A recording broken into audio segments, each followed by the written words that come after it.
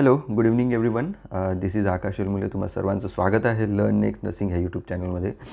मित्रांनो, बरेच आज सकाळपासून आणि कालपासून मला बरेच मेसेज होते. Okay, still I was not feeling well, but मला असं वाटलं की बरेच असे तुमचे डाऊट्स होते, ते मला क्लिअर करावेसे वाटले, त्यामुळे हा व्हिडिओ करतो आहे मी.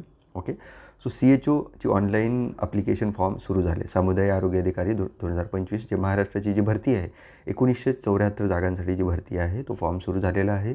ओके, तो कसा भरावा याविषयी मी ऑलरेडी एक ऑनलाईन सेशन घेऊन त्यामध्ये मी सांगितलं आहे तुम्हाला की कशा पद्धतीने तुम्ही फॉर्म भरू शकता. तो व्हिडिओ बघून तुम्ही तुमचा फॉर्म भरू शकता. ओके, काही डाऊट आहे तर मला मेसेज ठेवू शकता.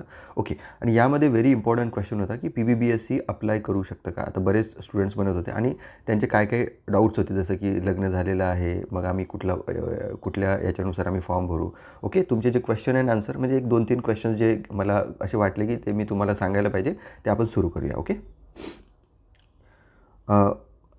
सर्वात पहिलं म्हणजे आपल्याला याच्यामध्ये क्वेश्चन काय होता की बऱ्याच मुलांचे की सर PBBSc अप्लाय करू शकते का. PBBSc, आता PBBSc नर्सिंग म्हणजे कोण. PBBSc नर्सिंग म्हणजे जसे की GNM झाल्यानंतर GNM कॅन्डिडेट आहेत, त्यांनी 2 वर्षाचा एक डिग्री केलेली आहे. ओके, नर्सिंगमध्ये 2 वर्षाची डिग्री.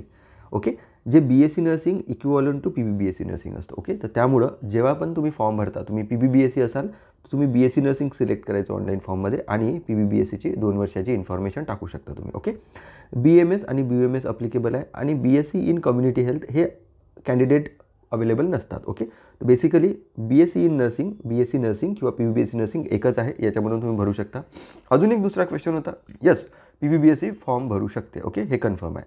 ओके, कारण 2022च्या रिक्रुटमेंटमध्ये बरेच लोकांनी मला व्हिडिओज वगैरे शेअर केले की नाही, ह्या सरांनी सांगितलं नाही भरू शकत. असं काही नाही आहे, तुम्ही भरू शकता.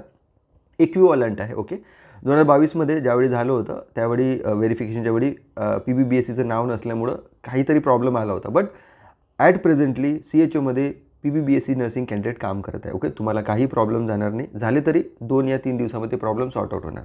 बिंदास तुम्ही फॉर्म भरू शकता. ओके, दुसरा क्वेश्चन होता BSc जे आयुर्वेदा BMS आणि BUMS. ओके, यांच्यासाठी इंटर्नशिप पूर्ण झालेलं असावं. कधी जाहिरात प्रसिद्ध, तर 4 नोव्हेंबरला जाहिरात आली होती, तर 4 नोव्हेंबरच्या पूर्वी तुमची इंटर्नशिप कंप्लीट पाहिजे आणि तुमचं NMC या MCM नोंदणी प्रमाणपत्र असणे इम्पॉर्टंट आहे. ओके, पदवी, ओके, इंटर्नशिप आणि तुमचं रजिस्ट्रेशन. ओके, हे सांगितलेलं आहे. ओके, आता तुम्ही फॉर्म भरताना तुम्हाला एक क्वेश्चन येतो की डू यू हॅव, तुमच्याकडे NMC किंवा MCIचं नोंदणीचं प्रमाणपत्र आहे का.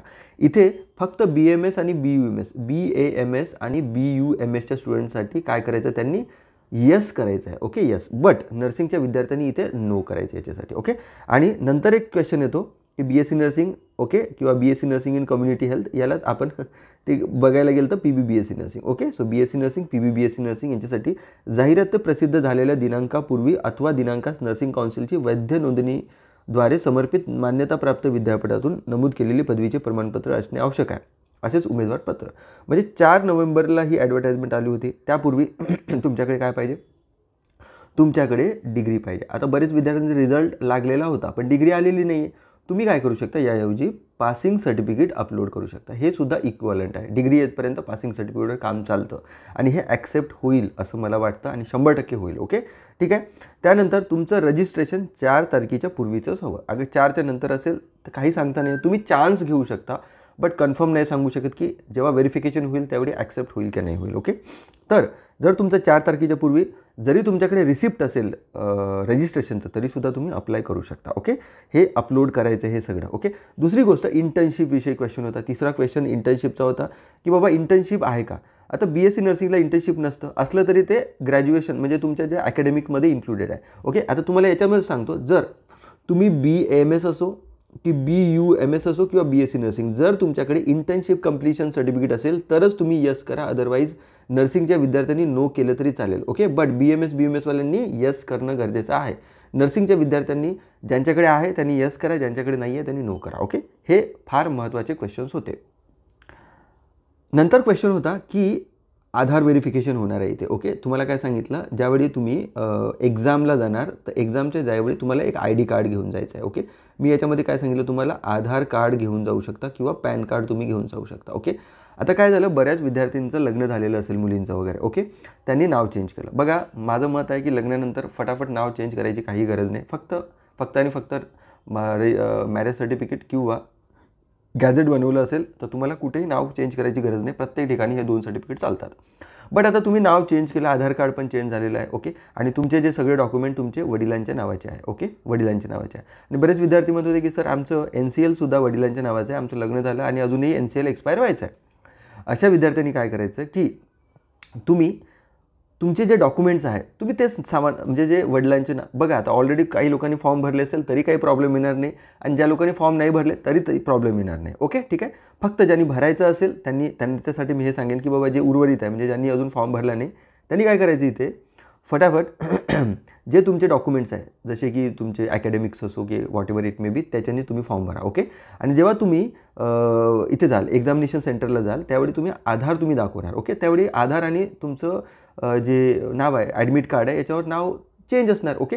त्यावेळी तुम्ही तुमचं गॅझेट दाखवू शकता, किंवा मॅरेज सर्टिफिकेट दाखवून तुम्ही एंट्री घेऊ शकता, ओके. गॅझेट आणि मॅरेज सर्टिफिकेट सगळीकडे व्हॅलिड आहे.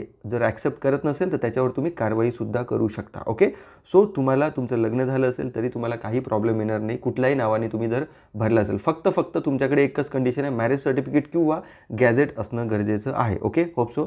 तर तुम्हाला व्हिडिओ जर आवडला असेल तर प्लीज मॅक्सिमम मुलांपर्यंत शेअर करा. माझी जस्ट तब्येत बरी नाही आहे, जस्ट मी बरा झालो की तुम्हाला आपले 10 PM जे क्लासेस आहेत यूट्यूब लाईव्हचे, learn next nursing class YouTube चॅनलवरचे, ते तुम्हाला डेफिनेटली हप्त्यातून 3 ते 4 वेळा भेटतील, ओके. सो प्लीज मला अजून 2 दिवस वेळ द्या, त्यानंतर आपण डेफिनेटली यूट्यूबवर भेटूया. So thank you very much. धन्यवाद. जय हिंद.